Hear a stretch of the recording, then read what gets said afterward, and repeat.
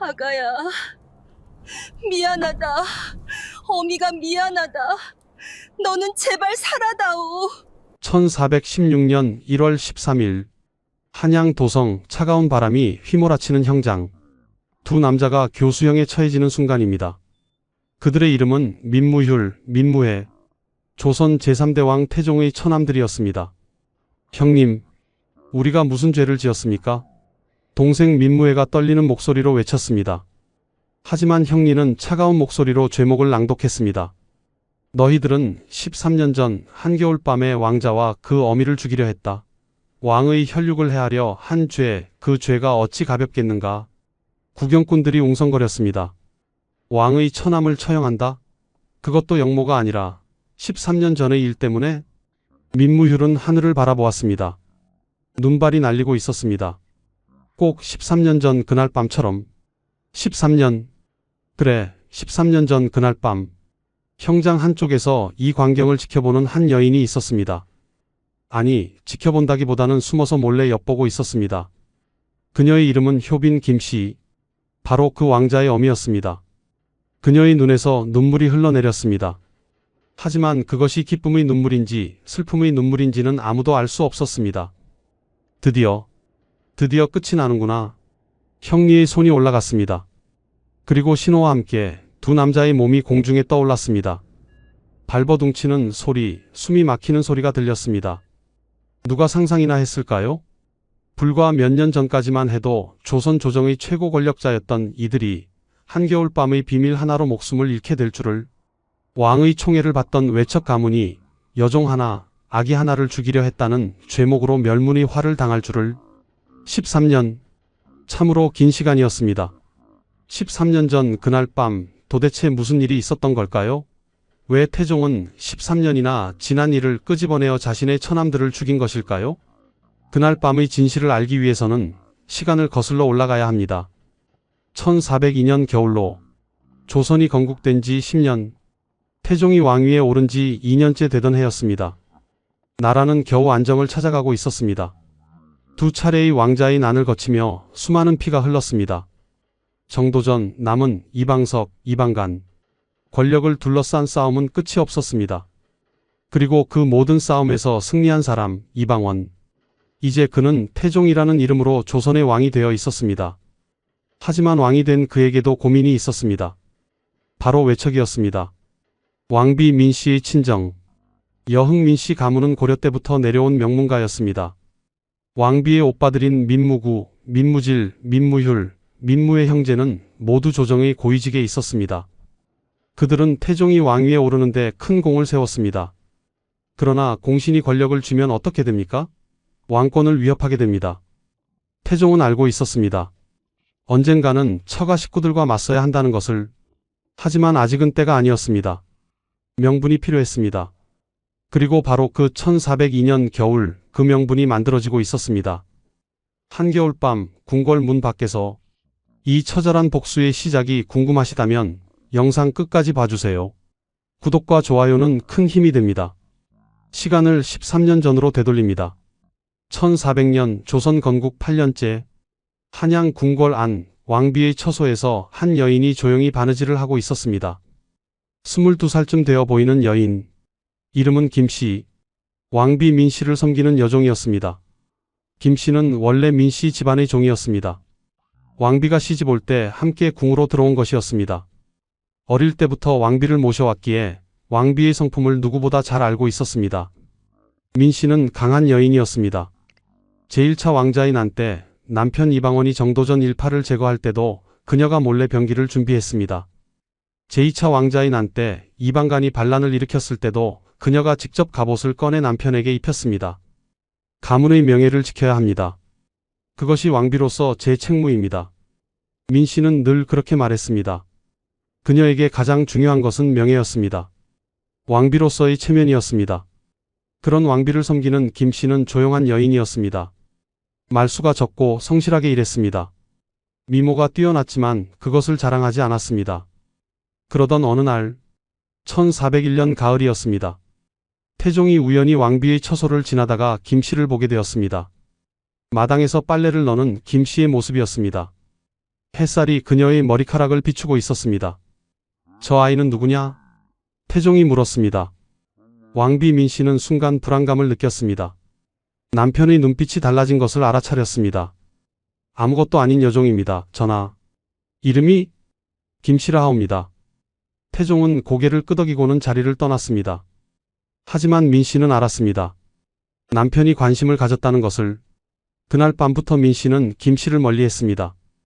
다른 처소로 보내려고도 했습니다. 하지만 태종은 이미 마음을 정한 후였습니다. 며칠 후 태종은 은밀히 김 씨를 불렀습니다. 두렵지 않으냐? 황공하옵니다. 전하. 왕비가 너를 미워할 것이다. 알고 있사옵니다. 그래도 내 곁에 있겠느냐? 김 씨는 오랫동안 대답하지 못했습니다. 그녀도 알고 있었습니다. 이 선택이 어떤 결과를 가져올지. 하지만 왕의 명을 거역할 수는 없었습니다. 아니, 거역할 수 없다기보다는 그녀도 사람이었습니다. 여종에서 왕의 여인이 될 수 있다는 것. 그것은 어쩌면 평생에 한 번 올까 말까 한 기회였습니다. 전하의 명을 따르겠사옵니다. 그렇게 김 씨는 태종의 승은을 입었습니다. 왕비 민 씨는 분노했습니다. 하지만 그것을 드러낼 수 없었습니다. 왕의 후궁을 드리는 것은 왕의 권리였으니까요. 그러나 민 씨에게는 형제들이 있었습니다. 누님, 참으십시오. 여종 따위가 감히. 둘째 오빠 민무질이 말했습니다. 그 아이가 만약 아들을 낳으면 어찌 되겠습니까? 셋째 오빠 민무휼이 걱정했습니다. 민 씨는 깊은 한숨을 내쉬었습니다. 아들을 낳지 못하게 하면 되지 않겠느냐. 그것이 무슨 방법이 있다. 내가 알아서 하겠다. 민 씨의 눈빛이 차갑게 가라앉았습니다. 그리고 1402년 봄, 김 씨가 임신했다는 소식이 들렸습니다. 민 씨는 그날 밤 잠을 이루지 못했습니다. 아들이면 어쩌나? 만약 적자들보다 먼저 서자가 태어난다면? 조선은 이제 막 시작된 나라였습니다. 왕위 계승의 법도도 아직 확립되지 않았습니다. 정종은 자식이 없어서 동생에게 왕위를 물려주었습니다. 만약 태종에게 무슨 일이 생긴다면 서자라도 왕이 될 수 있었습니다. 안 돼. 절대 안 돼. 민 씨는 결심했습니다. 그 아이는 세상에 나와서는 안 된다고. 그때만 해도 중전 민 씨는 몰랐습니다. 이 작은 결심이 자신의 친정을 멸문으로 몰아갈 줄은. 1402년 봄부터 겨울까지 김 씨의 배가 점점 불러왔습니다. 태종은 그녀를 무척 아꼈습니다. 아들이든 딸이든 첫 서자를 낳는 것이었으니까요. 하지만 왕비 민 씨의 눈초리는 날로 차가워졌습니다. 중전마마, 소인이 무슨 잘못을 했사옵니까? 김 씨가 어느 날 용기를 내어 물었습니다. 민 씨는 차갑게 대꾸했습니다. 잘못? 내가 태어난 것 자체가 잘못이다. 여종 주제에 감히 왕의 씨를 가졌으니 하오나 전하께서. 입 다물어. 민 씨의 목소리가 높아졌습니다. 네가 무슨 수를 썼는지 내가 모를 줄 아느냐. 남편의 눈을 흐렸구나. 아니옵니다. 중전마마. 나가거라. 당장 내 눈앞에서 사라져라. 김 씨는 울면서 물러났습니다. 그날부터 민 씨는 김 씨를 더욱 냉대했습니다. 음식도 제대로 주지 않았습니다. 궁궐 구석진 곳에 가두다시피 했습니다. 하지만 태종이 알까 두려워 드러내놓고 괴롭히지는 못했습니다. 그러던 중 1402년 11월이 되었습니다. 조선에는 큰 위기가 닥쳐 있었습니다. 바로 조사이의 난이었습니다. 조사이는 신덕왕후 강씨의 친척으로 제1차 왕자의 난에 불만을 품고 함경도에서 반란을 일으켰습니다. 태종은 직접 군사를 이끌고 나가야 했습니다. 전하, 궁궐을 비우시는 동안 소첩은 어찌해야 하옵니까? 출산이 임박한 김 씨가 불안한 목소리로 물었습니다. 태종은 그녀의 손을 잡았습니다. 걱정 말라. 내가 돌아올 때까지 무사히 아이를 낳아라. 하오나 중전마마께서. 중전이 감히 내게 해코지하지는 못할 것이다. 너는 내 아이를 품고 있지 않느냐. 태종은 확신에 차 있었습니다. 아무리 왕비라도 왕의 씨를 해치지는 못하리라고. 하지만 그것은 태종의 착각이었습니다. 태종이 한양을 떠난 바로 그날 밤, 민 씨는 형제들을 불렀습니다. 첫째와 둘째 오빠 민무구, 민무질은 조정에서 막강한 권력을 휘두르고 있었습니다. 셋째 민무휼, 막내 민무회도 함께 있었습니다. 오라버니들, 저를 도와주십시오. 무슨 일이시오, 누님? 김씨가 곧 아이를 낳을 것입니다. 그래서요? 그 아이가 세상에 나와서는 안 됩니다. 오빠들은 서로 얼굴을 바라보았습니다. 누님, 그것은 너무... 아니요. 여종의 자식이 왕자가 된다면 우리 가문에 무슨 일이 생기겠소? 세자는 아직 정해지지 않았소. 만약 그 아이가 아들이라면? 민무질이 조용히 말했습니다. 뜻은 알겠으나 전하께서 아신다면 전하께서 아시기 전에 처리하면 되지 않겠소? 그것이 무슨 아이를 낳지 못하게 하는 겁니다. 아니, 낳더라도 살아남지 못하게. 방 안에 침묵이 흘렀습니다. 막내 민무회가 조심스럽게 입을 열었습니다. 누님, 그것은 너무 위험한 일이옵니다. 만약 일이 탄로나면 탄로나지 않게 하면 되지 않소. 오라버니들, 제발 저를 도와주십시오. 저는 이대로 있을 수 없습니다. 민 씨의 목소리가 떨렸습니다. 질투였습니다. 그리고 두려움이었습니다. 결국 형제들은 누이의 부탁을 들어주기로 했습니다. 가문을 위해서라고 스스로를 합리화하면서 11월이 지나고 12월이 되었습니다. 태종은 아직 조사이의 난을 진압하느라 한양에 없었습니다. 그리고 1402년 12월 13일 김 씨에게 산기가 시작되었습니다. 그날은 한겨울 중에서도 가장 추운 날이었습니다. 눈이 내리고 바람이 몰아쳤습니다. 민 씨는 계집종 삼덕을 불렀습니다. 김 씨를 밖으로 끌어내라.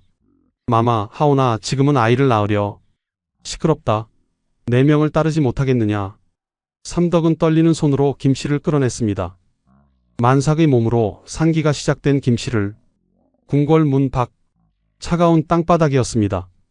제발 살려주십시오. 김 씨가 울부짖었습니다. 하지만 대답은 없었습니다. 궁궐 문이 굳게 닫혔습니다. 그녀는 혼자였습니다. 한겨울밤 아무도 없는 곳에서 아이를 낳아야 했습니다. 1402년 12월 13일 밤 한양 도성 궁궐 문 밖 김 씨는 차가운 땅바닥에 쓰러져 있었습니다. 눈발이 그녀의 얼굴을 때렸습니다. 산기가 점점 심해졌습니다. 신음소리가 새어나왔습니다. 하지만 아무도 없었습니다. 한겨울밤 궁궐 문 앞을 지나는 사람은 없었습니다. 김 씨는 떨리는 손으로 배를 감쌌습니다. 아가야, 미안하다. 어미가 미안하다. 이대로 죽는구나. 아이와 함께 죽는구나. 그때였습니다. 누가 여기 있어? 어둠 속에서 목소리가 들렸습니다. 남자의 목소리였습니다. 김 씨는 간신히 고개를 들었습니다. 한 사내가 횃불을 들고 다가오고 있었습니다. 아니, 이게 어인일이오. 아씨, 괜찮으시오? 그는 김 씨의 오빠 김하준이었습니다. 여종의 오빠 역시 천민이었지만 궁궐 밖에서 자비를 하며 살아가고 있었습니다. 오라버니, 제발 살려주세요. 이런 지금 아이를 낳으려 하는 게 아니요? 왜 이런 곳에? 하지만 물어볼 시간이 없었습니다. 김 씨의 상기가 더욱 급해졌습니다. 김하준은 급히 주변을 돌아보았습니다. 추운 겨울이었습니다. 아무것도 없었습니다. 잠깐만 기다리시오. 내가 뭐라도 구해오겠소. 그는 뛰어갔습니다. 근처 민가를 두드렸지만 한밤중에 문을 열어주는 사람은 없었습니다. 결국 그는 자신이 일하던 곳에서 석갈에 몇 개와 거적을 가져왔습니다. 급히 담장에 기대어 간이 천막을 만들었습니다. 여기라도 들어가시오. 김 씨를 천막 안으로 옮겼습니다. 하지만 그뿐이었습니다. 불도 없고 따뜻한 물도 없고 아무것도 없었습니다. 으아. 김 씨의 비명소리가 한겨울밤을 가르고 울려 나왔습니다. 그리고 얼마나 지났을까? 새벽 무렵 드디어 아이의 울음소리가 들렸습니다. 으아앙. 김하준은 눈물을 흘렸습니다. 살아있소. 아이가 살아있소. 김 씨는 떨리는 손으로 아이를 꼭 껴안았습니다. 아들이었습니다. 왕자가 태어난 것입니다. 하지만 기쁨도 잠시, 눈발은 더욱 거세졌습니다. 아이의 울음소리는 점점 작아졌습니다. 김 씨도 기력이 다해갔습니다. 안 돼. 아가야, 죽으면 안 돼. 그때 다시 궁궐 문이 열렸습니다. 나온 사람은 왕비 민 씨가 보낸 계집종들이었습니다. 그들은 김하준이 가져다준 이불과 요를 빼앗아 갔습니다. 안 돼. 그것마저 빼앗아 가면 아이가 얼어 죽소. 김하준이 소리쳤지만 소용없었습니다. 그들은 김 씨와 갓난아기를 순교리의 토담집 앞으로 옮겼습니다. 국노 벌게라는 자의 집이었습니다. 허름한 토담집, 그것도 집안이 아니라 집 앞이었습니다. 김 씨는 젖은 옷을 입은 채 얼어붙은 땅바닥에 누워야 했습니다. 갓난아기를 품에 안은 채 하루가 지났습니다. 이틀이 지났습니다. 김 씨는 자신의 몸으로 아이를 감쌌습니다. 추위를 막으려고 했습니다. 하지만 그녀 자신도 얼어가고 있었습니다. 아가야, 살아다오. 제발 살아다오. 3일째 되던 날, 한 사내가 이 광경을 목격했습니다. 이름은 한상훈. 하급 관리였지만 마음씨는 착한 사람이었습니다. 이게 무슨 일이오? 그는 급히 자신의 마이를 벗어 김 씨에게 덮어주었습니다. 삼배로 만든 옷이었지만 없는 것보다는 나았습니다. 고맙습니다. 정말 고맙습니다. 김 씨가 울먹이며 말했습니다. 그 마이 덕분에 김 씨와 아이는 7일을 버틸 수 있었습니다. 그리고 7일째 되던 날, 드디어 궁궐 안에서 움직임이 있었습니다. 민 씨의 어머니, 송 씨 부인이 딸의 처소를 찾아왔습니다. 얘야, 네가 무슨 짓을 한 것이냐? 어머니, 아무리 질투가 나도 아무리 미워도 갓난아기를 죽이려 하다니 그것은 하늘이 용서하지 않을 일이다. 송 씨는 그동안 모르고 있다가 며칠 전에야 이 일을 알게 되었습니다. 뒤늦게나마 양심의 가책을 느낀 것입니다. 당장 그 여인과 아이를 데려오너라. 어머니, 이미 늦었을 것입니다. 일주일이나 그래도 확인은 해야 하지 않겠느냐. 결국 송 씨의 명으로 사람들이 김 씨를 찾아갔습니다. 그리고 놀랍게도 김 씨는 살아 있었습니다. 아이도 살아 있었습니다. 기적이다. 기적이야. 사람들이 웅성거렸습니다. 송 씨는 급히 소에 김 씨를 실어 민 씨 집안의 본가로 보냈습니다. 거기서 조리를 시켰습니다. 목숨은 건졌습니다. 하지만 김 씨의 몸은 엉망이 되어 있었습니다. 동상으로 발가락 2개를 잃었습니다. 건강도 크게 상했습니다. 그리고 무엇보다 마음에 깊은 상처를 입었습니다. 왕자님. 김 씨는 아들을 내려다보았습니다. 작고 연약한 아기. 하마터면 죽을 뻔했던 아이. 내가 살아있구나. 우리가 살아있구나. 그날부터 김 씨는 한 가지 결심을 했습니다. 이 일을 절대 왕에게 말하지 않겠다고. 1403년 초 태종이 조사이의 난을 진압하고 한양으로 돌아왔습니다. 김 씨는 어디 있느냐? 아이는 무사히 나았느냐? 태종은 곧장 김 씨를 찾았습니다. 신하들이 대답했습니다. 왕자를 무사히 낳으셨사옵니다. 왕자? 아들이냐? 태종은 기뻐했습니다. 첫 서자가 아들이었으니까요. 그는 곧장 김 씨가 있는 곳으로 달려갔습니다. 민 씨 집안의 본가였습니다. 김 씨 고생했구나. 아들을 낳았다며? 김 씨는 조용히 고개를 숙였습니다. 황공하옵니다. 전하. 왜 궁궐이 아닌 이곳에서 산욕을 치르고 있느냐? 그것이 급히 상기가 와서 중전마마께서 배려해 주셨사옵니다. 김 씨는 거짓말을 했습니다. 태종은 고개를 끄덕였습니다. 그렇구나. 왕비가 너를 배려했구나. 다행이다. 네, 전하. 그런데 얼굴이 왜 그리 안 좋으냐? 혹시 산후조리가 제대로 안 된 것은 아니냐? 아니옵니다. 소첩은 괜찮사옵니다. 김 씨는 미소를 지었습니다. 하지만 그 미소 뒤에 얼마나 큰 고통이 숨어 있는지 태종은 알지 못했습니다. 아이의 이름은 경령군으로 정해졌습니다. 입이라는 이름도 받았습니다. 태종은 이 아들을 무척 아꼈습니다. 비록 서자였지만 첫 아들이었으니까요. 경령아, 너는 내 첫 아들이다. 비록 정식 왕자는 아니지만 나는 너를 사랑한다. 태종은 자주 경령군을 보러 왔습니다. 그리고 김 씨에게도 잘해주었습니다. 하지만 김 씨는 복잡한 심정이었습니다. 진실을 말해야 할까? 중전 마마께서 저를 죽이려 했다고? 민 씨 형제들이 갓난아기를 얼려주기려 했다고? 하지만 그렇게 하면 어떻게 될까요? 왕이 분노할 것입니다. 왕비 가문을 처벌할 것입니다. 어쩌면 멸문의 화까지 일어날 수 있습니다. 그리고 그것은 나라 전체를 혼란에 빠뜨릴 것입니다. 조선은 이제 막 안정을 찾아가고 있었습니다. 2차례의 왕자의 난으로 이미 너무 많은 피가 흘렀습니다. 만약 또다시 권력 다툼이 일어난다면? 안 돼. 나 하나 때문에 나라가 흔들려서는 안 돼. 김 씨는 침묵하기로 결심했습니다. 그리고 세월이 흘렀습니다. 1404년 태종은 정비민 씨의 맏아들 양녕대군을 세자로 책봉했습니다. 경영군은 세자가 되지 못했습니다. 서자였기 때문입니다. 하지만 경영군은 불평하지 않았습니다. 오히려 세자를 돕는 충직한 왕자로 자랐습니다. 1407년 큰 일이 벌어졌습니다. 왕비 민 씨의 큰오빠와 둘째 오빠 민무구와 민무질이 탄핵을 받은 것입니다. 죄목은 불충이었습니다. 왕명을 거역하고 권력을 남용했다는 것이었습니다. 태종은 냉정했습니다. 처남이라 해서 봐줄 수 없다. 죄는 반드시 벌을 받아야 한다. 왕비 민 씨는 울며 매달렸습니다. 전하, 제발 오라버니들을 살려주소서. 그들은 전하를 위해 목숨 걸고 싸웠사옵니다. 그것은 안다. 하지만 지금은 달라졌소. 외척이 권력을 휘두르면 나라가 위험해진다. 전하, 민 씨는 절망했습니다. 그리고 1410년 민무구와 민무질은 제주도로 유배된 후 자진 명령을 받았습니다. 스스로 목숨을 끊으라는 것이었습니다. 두 사람은 죽었습니다. 민 씨는 머리를 풀고 통곡했습니다. 하지만 태종은 돌아서지 않았습니다. 이것이 왕권 강화의 길이다. 그 광경을 지켜보던 김 씨는 떨었습니다. 만약 전하께서 13년 전 일을 아신다면 나머지 두 오라버니도. 김 씨는 더욱 굳게 입을 다물었습니다. 남은 처남들은 민무휼과 민무회였습니다. 그들은 형들이 죽은 후 조심스럽게 살았습니다. 권력에서 물러나 조용히 지냈습니다. 하지만 운명은 그들을 놓아주지 않았습니다. 1415년 4월 작은 사건이 터졌습니다.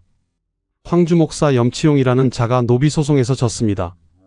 그는 불만을 품고 민무회를 찾아갔습니다. 대감, 이것은 부당한 판결이옵니다. 왕께서 잘못 판단하신 것입니다. 민무회는 깜짝 놀랐습니다. 무슨 말을 하는 게냐? 왕의 판결을 함부로 논하다니. 하지만 그 이야기는 이미 새어나갔습니다. 대관들이 알게 되었습니다. 그리고 태종에게 보고되었습니다. 태종은 분노했습니다.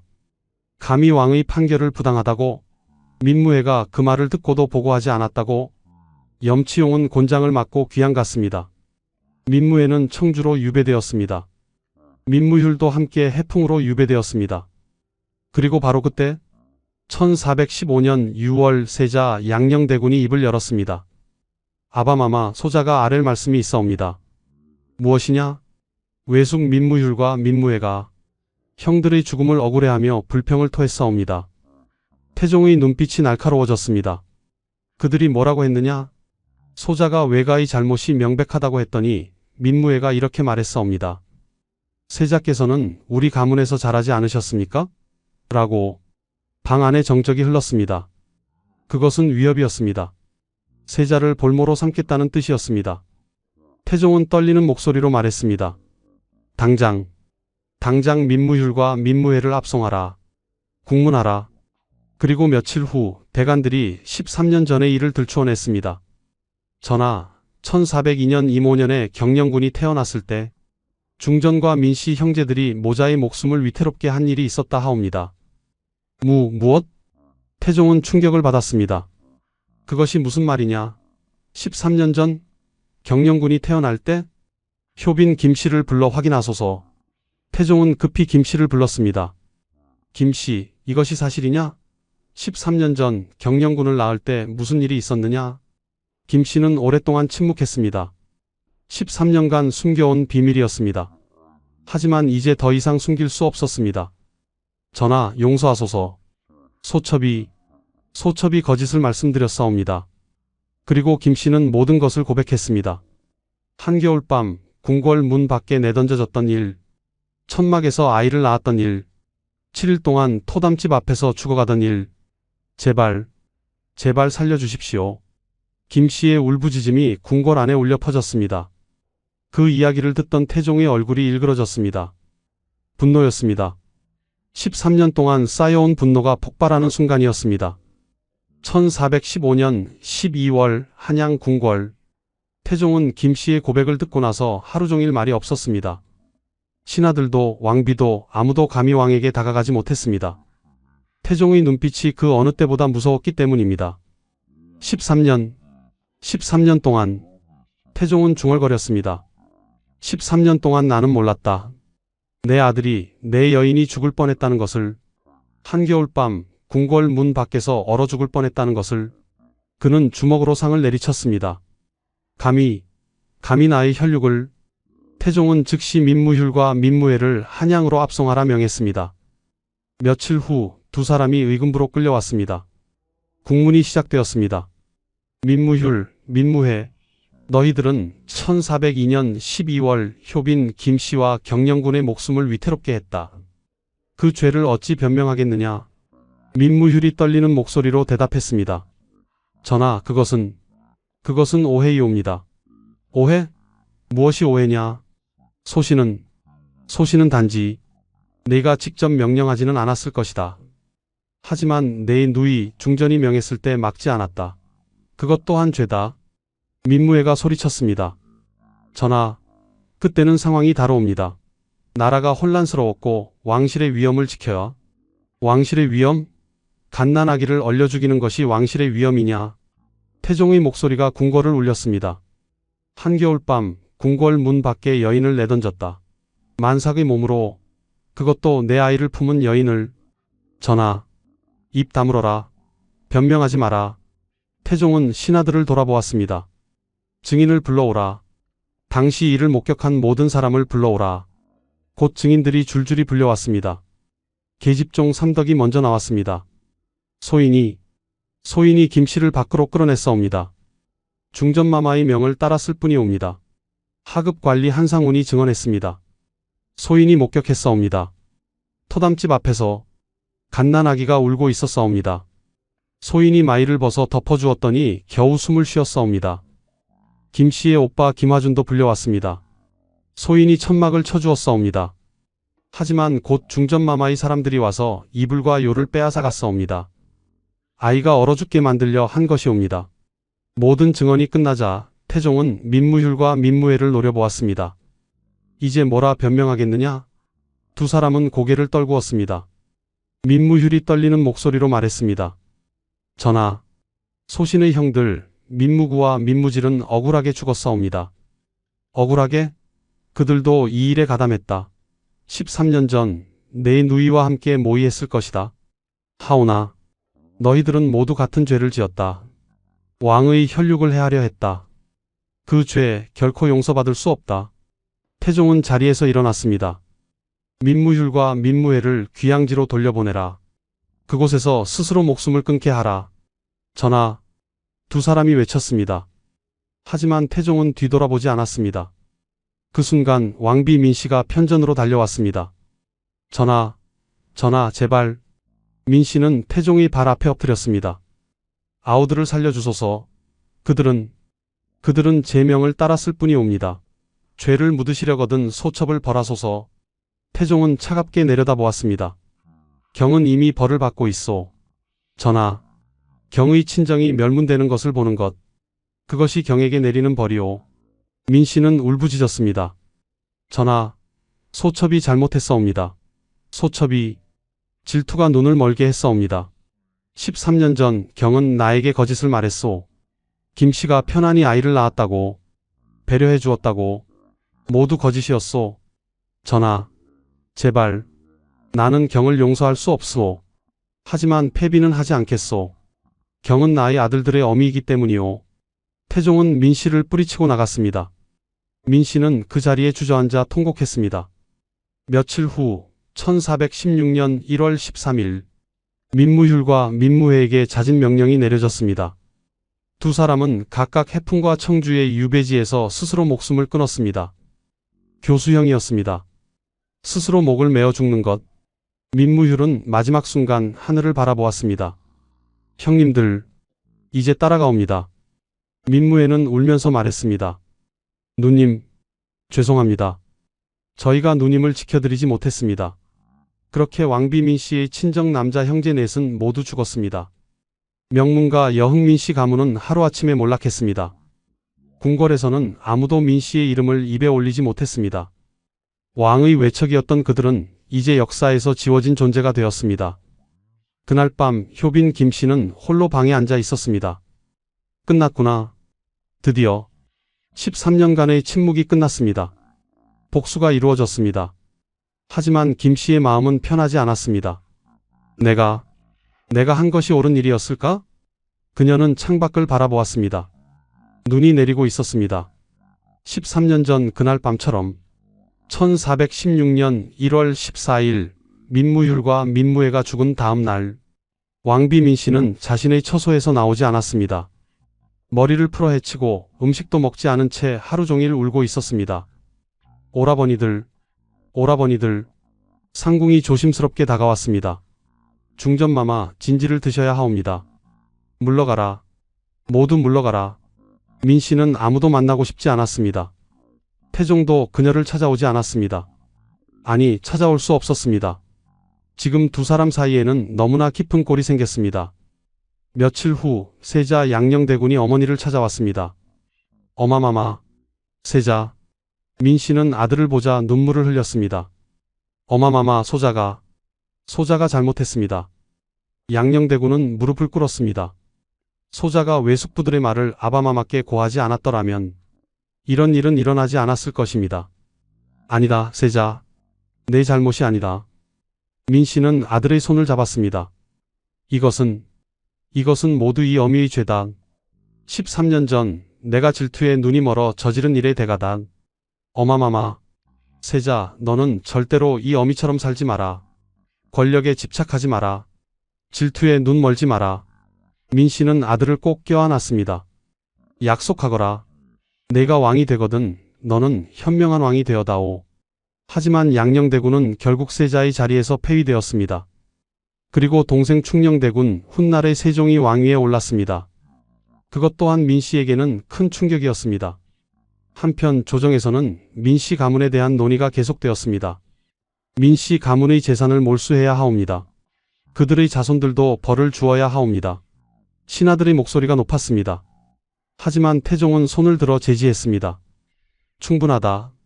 내 형제는 이미 죽었다. 그들의 처자식까지 벌할 필요는 없다. 하오나 전하, 경들은 물러가라. 짐의 뜻이 그러하다. 태종은 여전히 인정이 남아 있었습니다. 아무리 분노해도 그들은 한때 자신을 도왔던 사람들이었습니다. 하지만 그 자비는 처자식들에게만 해당되었습니다. 민 씨 가문의 남자들은 더 이상 조정에 발을 들이지 못했습니다. 세월이 흘러 1418년 태종은 왕위를 셋째 아들 충녕대군에게 물려주었습니다. 세종대왕의 직위였습니다. 상왕이 된 태종은 여전히 막강한 권력을 휘둘렀습니다. 하지만 왕비 민 씨와의 사이는 끝내 회복되지 않았습니다. 1420년 7월 10일 원경왕 후 민 씨가 세상을 떠났습니다. 향년 56세였습니다. 임종 직전 그녀는 세종을 불렀습니다. 세종아, 어마마마 말씀하소서. 너는 좋은 왕이 되어라. 내 아버지처럼 강하되 내 아버지보다 자비로운 왕이 되어라. 어마마마. 그리고 효빈 김 씨를 괴롭히지 마라. 그 여인은 잘못이 없다. 모두 이 어미의 죄다. 민 씨는 마지막 숨을 거두었습니다. 장례식 날 태종은 관 앞에 섰습니다. 그는 오랫동안 말이 없었습니다. 그리고 중얼거렸습니다. 경은 나의 가장 든든한 동반자였소. 내가 왕이 되는데 가장 큰 힘이 되어 주었소. 하지만 경은 또한 나의 가장 큰 고통이었소. 13년 전 그날 밤 경이 저지른 일은 결코 용서할 수 없으모. 태종의 눈에서 눈물이 흘러내렸습니다. 이제 가시오. 편히 쉬시오. 장례가 끝난 후 태종은 효빈 김 씨를 불렀습니다. 김 씨, 전하. 경은 나에게 13년 동안 거짓을 말했소. 김 씨는 고개를 숙였습니다. 황공하옵니다. 하지만 경의 마음은 이해하오. 나라를 위해서였다는 것을. 전하, 앞으로는 편히 지내시오. 경영군과 함께. 나는 이제 늙었소. 태종은 쓸쓸하게 웃었습니다. 권력을 지키기 위해 처가 식구들을 모두 죽였소. 그것이 과연 옳은 일이었는지. 전하께서는 왕이시옵니다. 왕은 나라를 위해 어려운 결정을 내려야 하옵니다. 그렇소. 나는 왕이오. 왕은 외로운 것이오. 1422년 태종이 세상을 떠났습니다. 그의 치세 동안 조선은 크게 발전했습니다. 왕권이 강화되었고 제도가 정비되었습니다. 하지만 그 발전의 뒤에는 수많은 피와 눈물이 있었습니다. 민씨 가문의 멸문, 처남 넷의 죽음, 왕비의 고통, 그리고 한겨울밤 죽음의 문턱에서 아이를 낳아야 했던 한 여인의 눈물. 역사는 이렇게 기록합니다. 태종은 강력한 왕이었다. 왕권을 확립했다. 외척을 제거했다. 하지만 역사책에는 나오지 않는 이야기들이 있습니다. 궁궐 문 밖 얼어붙은 땅에서 들려오던 신음소리, 천막 아래에서 태어난 왕자의 울음소리, 13년간 침묵해야 했던 한 여인의 고통, 그리고 복수가 이루어진 후에도 사라지지 않는 마음속 깊은 상처. 1454년 단종 2년 한양 궁궐 한 구석 조용한 처소에서 한 노파가 숨을 거두고 있었습니다. 효빈 김씨였습니다. 이제 그녀의 나이는 70대 중반이었습니다. 당시로서는 대단히 장수한 것이었습니다. 그녀의 곁에는 아들 경영군이 앉아 있었습니다. 경영군도 이제 52세, 백발이 성성한 노인이 되어 있었습니다. 어마마마, 경영아. 김씨는 아들의 손을 잡았습니다. 너는 좋은 아들이었다. 어마마마, 그런 말씀 마소서. 왕이 되지는 못했지만 너는 5대 임금을 섬기며 충성을 다했다. 그것으로 족하다. 경영군은 눈물을 흘렸습니다. 어마마마, 소자가 태어나는 날 밤, 그 일을. 김씨는 고개를 저었습니다. 그 이야기는 하지 마라. 이제는 모두 지나간 일이다. 하오나, 경영아, 나는 후회하지 않는다. 김씨는 천장을 바라보았습니다. 52년 전 그날 밤, 한겨울밤 나는 죽을 뻔했다. 너도 죽을 뻔했다. 어마마마. 하지만 우리는 살았다. 살아남았다. 그것만으로도 충분하다. 김씨는 미소를 지었습니다. 나를 죽이려 했던 사람들, 그들은 모두 먼저 세상을 떠났다. 민무구, 민무질, 민무휼, 민무회, 왕비 민씨마저도. 나는 그들보다 오래 살았다. 내 아들을 키웠다. 손주들도 보았다. 이것이 진정한 승리다. 경영군은 어머니를 꼭 껴안았습니다. 어마마마, 사랑하옵니다. 나도 너를 사랑한다, 내 아들. 그날 밤 김씨는 조용히 숨을 거두었습니다. 단종은 그녀의 장례에 쌀과 관을 보내 부조했습니다. 비록 후궁이었지만 그녀는 왕실의 어른으로 대접받았습니다. 장례식 날 많은 사람들이 조문을 왔습니다. 경영군의 네 아들과 손주들, 그리고 궁궐의 상궁들과 나인들. 한 노상궁이 말했습니다. 효빈 마마는 참으로 강인한 분이셨습니다. 그 모든 고통을 견디셨으니. 다른 상궁이 대답했습니다. 그분은 침묵으로 이긴 분이십니다. 13년간 진실을 숨기고 나라의 평화를 지키셨습니다. 그리고 마침내 정의가 이루어졌지요. 그렇습니다. 역사는 결국 진실을 드러내는 법입니다. 장례가 끝난 후 경영군은 충주로 내려갔습니다. 그곳에서 여생을 보내기로 한 것입니다. 그는 어머니의 무덤 옆에 작은 사당을 지었습니다. 명덕사라 이름 지었습니다. 그리고 매일 아침 그곳에서 어머니를 위해 기도했습니다. 어마마마, 편히 쉬소서. 소자가 항상 기억하겠나이다.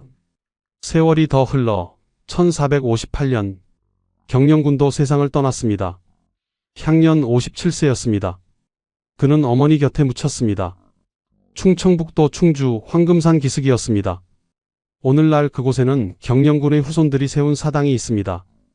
명덕사입니다. 전주 이씨 경영군파의 사람들이 매년 찾아와 제사를 지냅니다. 그리고 그들은 이야기합니다. 우리 할아버지는 한겨울밤 천막 아래에서 태어나셨다. 할머니께서는 죽음의 문턱에서 할아버지를 낳으셨다. 그것은 기적이었다. 이 이야기가 우리에게 주는 교훈은 무엇일까요? 첫째, 권력은 영원하지 않습니다. 민씨 형제들은 조선 최고의 권력자였습니다. 하지만 하루아침에 몰락했습니다. 권력에 집착하다가 모든 것을 잃었습니다. 둘째, 질투는 스스로를 파괴합니다. 왕비 민씨는 질투 때문에 끔찍한 일을 저질렀습니다. 그리고 그 대가로 친정을 잃었습니다. 남편의 사랑도 잃었습니다. 평생 후회 속에서 살다 갔습니다.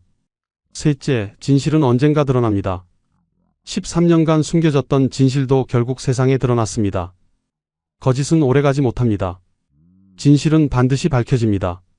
넷째, 생존 자체가 승리입니다. 김씨는 모든 것을 잃을 뻔했습니다. 하지만 살아남았습니다. 아들을 키웠습니다. 그리고 자신을 괴롭혔던 모든 사람들보다 오래 살았습니다. 마지막으로 침묵도 때로는 용기입니다. 김 씨는 13년간 침묵했습니다. 그것은 나라를 위한 선택이었습니다.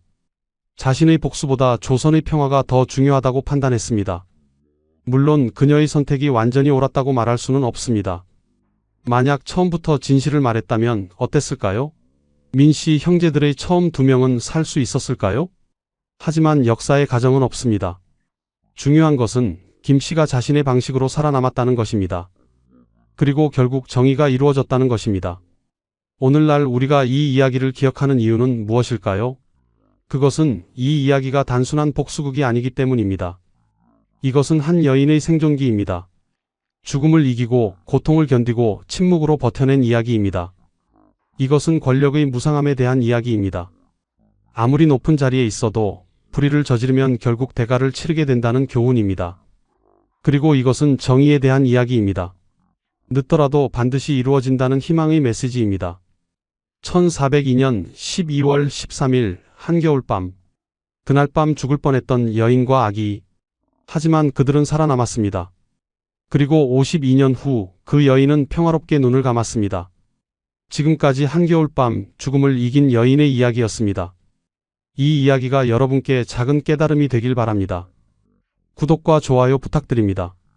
다음의 역사 이야기도 기대해 주세요. 감사합니다.